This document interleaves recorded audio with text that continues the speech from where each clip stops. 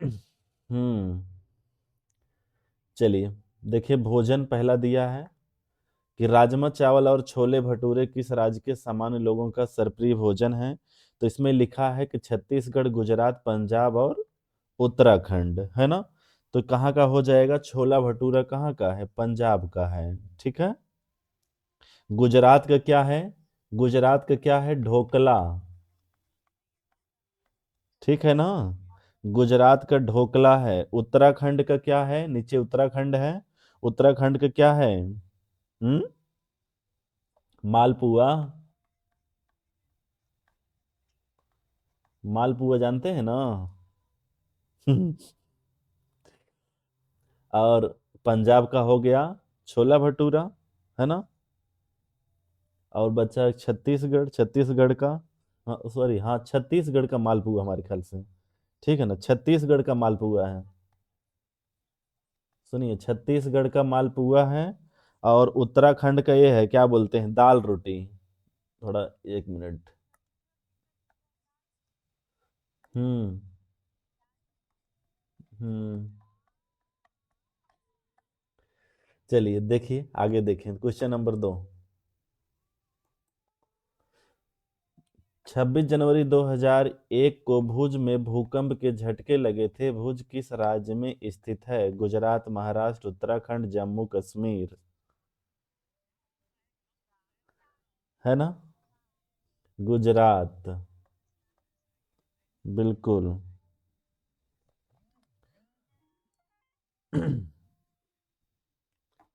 आगे बढ़ा जाए। किस राज्य के गांवों में अधिकांश घर मजबूत बांस के खंभों पर धरती से लगभग 3.5 फुट, मतलब 3.5 मीटर, हाँ, ऊंचाई पर बने होते? इन घरों की छतें, ढालू और फर्श की दीवारें लकड़ी की बनी होती हैं। आंध्र प्रदेश, असम, उड़ीसा, केरल। हम्म। ते है कहाँ का? असम, है ना। बिल्कुल। आगे। नई दिल्ली और कानपुर के बीच की दूरी 432 किलोमीटर है। ट्रेन 16 दिसंबर को 21:45 बजे चलकर 17 दिसंबर को 4:45 बजे पहुंचती है। यात्रा में ट्रेन की औसत चाल क्या है?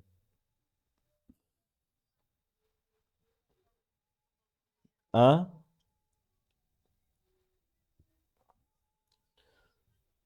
15। 15 क्या?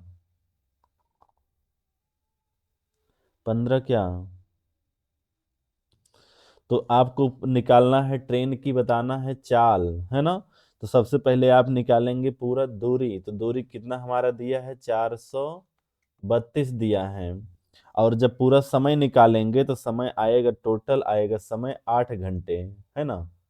21:45 से 5:45 तक 8 घंटे का समय निकलेगा। ठीक है। और 8 घंटे को क्या कर देना है? करना है, कटेगा, कितना आएगा? 54 आएगा, है ना। 54 आएगा किसमें? किलोमीटर प्रति घंटा में आएगा। तो 54 को किलोमीटर प्रति घंटा को बदलना है मीटर प्रति सेकंड में। तो क्या करना होगा? 5/18 से 54 गुणे कितना? 5/18, 18 × 1 = 18, 54, 5 × 3 = 15 मीटर प्रति सेकंड। आंसर डी हो जाएगा। मानचित्र पर पैमाना 1 सेंटीमीटर बराबर 110 मीटर। यदि मानचित्र पर दो दरवाजों के बीच की दूरी 15.5 सेंटीमीटर है तो वास्तविक दूरी क्या है? 16.5 kilometre, 17.5 kilometre, 1.705 kilometre, 1.605 kilometre.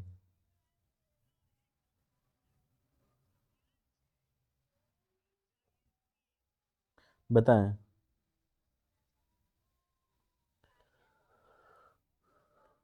1.5 D. 3। 1.705 kilometre. बिल्कुल। आगे। मुक्तापुर गांव पोचमपल्ली जिले में है, जहां के बुनकर पोचमपल्ली कपड़े बुनते हैं, यह जिला किस राज्य का भाग है? कर्नाटक, आंध्र प्रदेश, तेलंगाना, तमिलनाडु। हम्म। एक किसी का साउंड से प्रॉब्लम हो रहा है, देखिए सही करिए, पूरा आवाज खराब आ रहा है, सही कीजिए। हाँ, सही कीजिए, हो जाएगा। पोचमपल्ली कहाँ है? तेलंगाना। बिल्कुल। अरे सही कीजिए भाई, पूरा आवाज गूंज रहा है।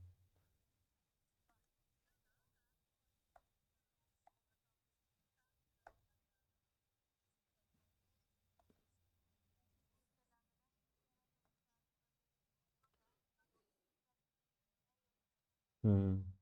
चलिए आगे। कन्नौज एक जिला है जो समस्त भारत में इत्र के लिए प्रसिद्ध है। यह जिला किस राज्य का भाग है? हरियाणा, उत्तर प्रदेश, बिहार। है ना, उत्तराखंड, बिहार। हम्म। उत्तर प्रदेश। बिल्कुल। खुश रहिए।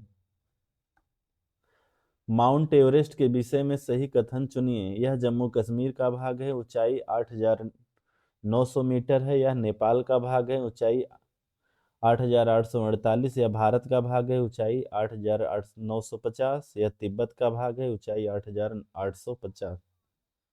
हम्म। जी। आगे देखिए, रेगिस्तानी ओक एक पेड़ है जो पाया जाता है अबू धाबी, ऑस्ट्रेलिया, राजस्थान, संयुक्त अरब अमीरात। हम्म। तो कहाँ? ऑस्ट्रेलिया।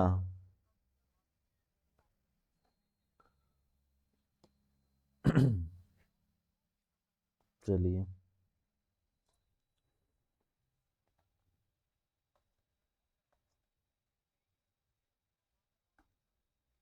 यह भालू जैसा दिखता है परंतु भालू नहीं है। यह दिन के लगभग 17 घंटे वृक्षों की शाखाओं से उल्टे लटक कर सोता है। यह जिस वृक्ष पर रहता है उसी की पत्तियां खाता है। लगभग 40 वर्षों तक जीवित रहता है। लंगूर, चिंपैंजी, पैंडा, स्लॉथ।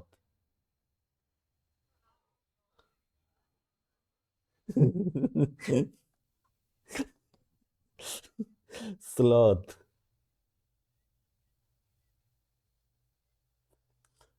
बिहार राज्य के लोगों के लिए मधुमक्खी पालन शुरू करने की सबसे अच्छी अवधि कौन सी है? जनवरी से मार्च, अप्रैल से जून, जुलाई से सितंबर, अक्टूबर से दिसंबर। हम्म। अक्टूबर से दिसंबर। हाथियों के झुंड के विषय में सही कथन चुनिए। हाथी गंदे पानी में खेलना पसंद करते हैं। एक बड़े हाथी का एक दिन में 100 किलोग्राम से ज्यादा पत्ते खा लेता है।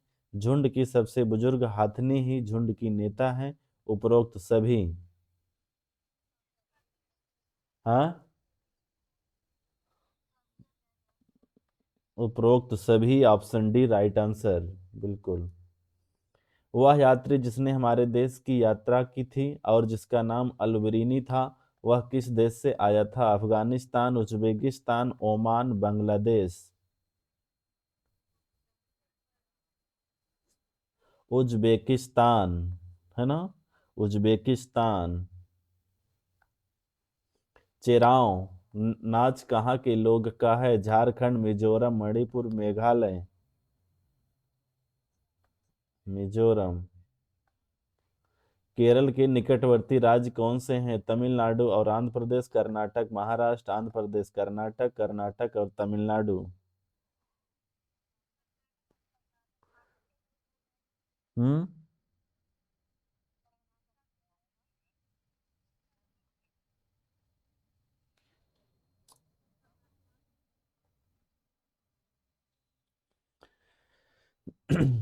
चलिए, केरल का निकटवर्ती राज्य पूछा गया है, बताएं। देखिए, कर्नाटक, तमिलनाडु और लोग का आंसर माइक सही करिए, पूरा गूंज रहा है। किसका है? इसको सही करिए, आवाज पूरा गूंज रही है। जी, कर्नाटक और Tamil Nadu. Option D right answer है। बस हो गया। शिक्षण।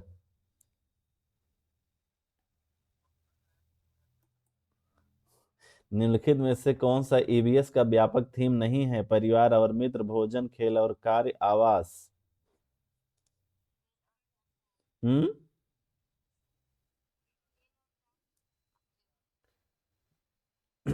जी, खेल और कार्य ये उप थीम है। प्राथमिक कक्षाओं में पर्यावरण अध्ययन का एक विषय विषय क्षेत्र है जो संकलित करता है विज्ञान और सामाजिक विज्ञान की अवधारणाएं, विज्ञान, सामाजिक विज्ञान और पर्यावरण, विज्ञान और पर्यावरण शिक्षा, केवल विज्ञान की अवधारणाएं। हम्म। विज्ञान, सामाजिक विज्ञान और पर्यावरण शिक्षा। पूरा गूंज रहा है साउंड, कहाँ है?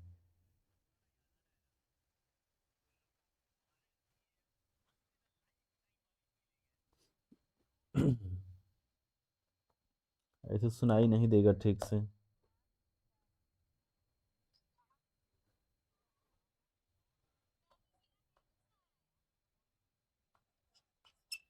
चलिए आगे देखें। पर्यावरण अध्ययन सीखने का सबसे उपयुक्त उद्देश्य परिभाषाएं याद करना, संदर्भगत सीखने का माहौल प्रदान करना, परीक्षा उत्तीर्ण करना, शब्दावली रटना। जी, संदर्भगत सीखने का माहौल प्रदान करना, ऑप्शन बी राइट आंसर।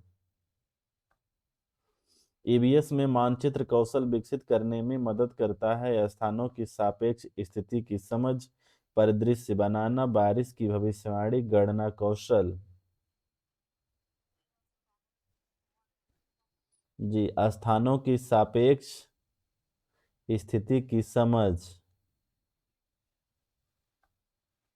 निम्नलिखित में से ईवीएस सीखने के लिए एक बहुत प्रभावी संसाधन है? पाठ्यपुस्तकें, समुदाय के सदस्य, चार्ट, टेलीविजन। हम्म। समुदाय के सदस्य, ऑप्शन बी। एनसीईएफ 2005 के अनुसार निम्नलिखित में से क्या प्राथमिक स्तर पर पर्यावरण अध्ययन शिक्षण का उद्देश्य नहीं होना चाहिए? प्राकृतिक और सामाजिक वातावरण के बारे में जिज्ञासा जगाना, परिभाषाओं और शब्दावली को याद रखना, अवलोकन और वर्गीकरण कौशल विकसित करना, लिंग संबंधी मुद्दों के प्रति संवेदनशील होना। तो जी, शब्दावली, परिभाषा, शब्दावली को याद करना, रटवाना, ये सब क्या होता है? निगेटिव है ना?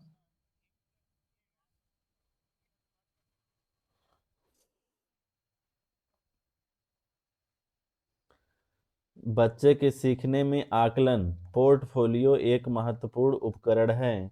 यह एक शिक्षक का समय बचाता है, यह बच्चे की क्रमिक प्रगति को दर्शाता है, यह केवल सबसे अच्छे काम को दिखाता है, यह एक बार की गतिविधि है।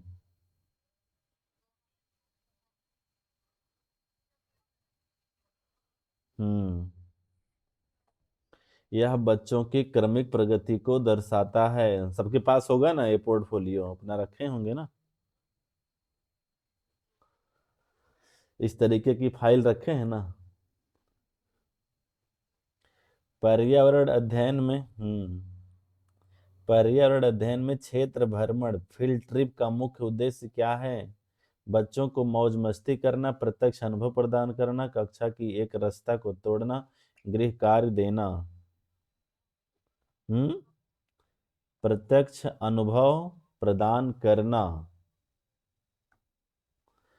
कक्षा में कहानियां और किस्से का उपयोग करना चाहिए क्योंकि यह अनुशासन बनाए रखता है, यह बच्चों का मनोरंजन करता है, यह विषय को संदर्भगत और रोचक बनाता है, यह पाठ्यपुस्तक को पूरा करने में मदद करता है। हम्म। यह विषय को संदर्भगत और रोचक बनाता है। समूह में सीखने, ग्रुप लर्निंग को बढ़ावा दिया जाता है ताकि शिक्षक का काम कम हो सके। सहकर्मी सीखने, सामाजिक कौशल में सुधार हो, बच्चे जल्दी पाठ्यक्रम पूरा कर सकेंगे, बच्चों में प्रतिस्पर्धा बढ़े। सहकर्मी, है ना, सहकर्मी सीखने और सामाजिक कौशल में सुधार हो। एनसीएफ 2005 के अनुसार एक शिक्षक की भूमिका कैसी होनी चाहिए? सत्तावादी, तानाशाही, सुविधादाता, निष्क्रिय। सुविधादाता, है ना, फैसिलेटर। निम्नलिखित में से कौन सा एक प्रक्रिया कौशल नहीं है? अवलोकन करना, रटना, वर्गीकरण करना, परिकल्पना बनाना। हाँ, रटना। कक्षा में लिंग रूढ़िवादिता को चुनौती देने के लिए एक शिक्षक को क्या करना चाहिए? केवल लड़कियों को गुड़ियों से खेलने देना, ऐसे उदाहरण देना जो रूढ़ियों को तोड़ने, जैसे पुरुष खाना पकाते हैं। लड़कों को रोने से मना करना, लड़के और लड़कियों को अलग अलग बैठाना। हम्म। ऐसे उदाहरण देना जो रूढ़ियों को तोड़ते हैं, है ना। जी। सतत और व्यापक मूल्यांकन का मुख्य जोर किस पर होना चाहिए? बच्चों को रैंक देना, सीखने के दौरान कमियों की पहचान और सुधारना, केवल लिखित परीक्षा, बच्चों में डर पैदा करना। सीखने के दौरान कमियों की पहचानना और सुधार करना। ठीक। एक अच्छी ईवीएस पाठचर्या में क्या नहीं होना चाहिए?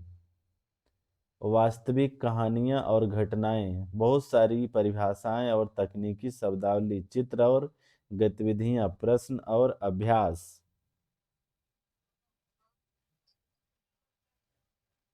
हम्म।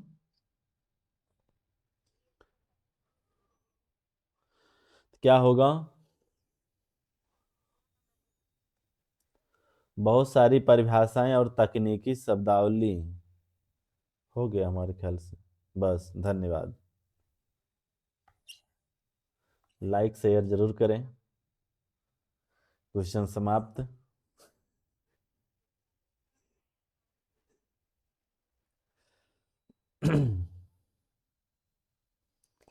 हम्म। चलिए, वीडियो को लाइक शेयर करेंगे।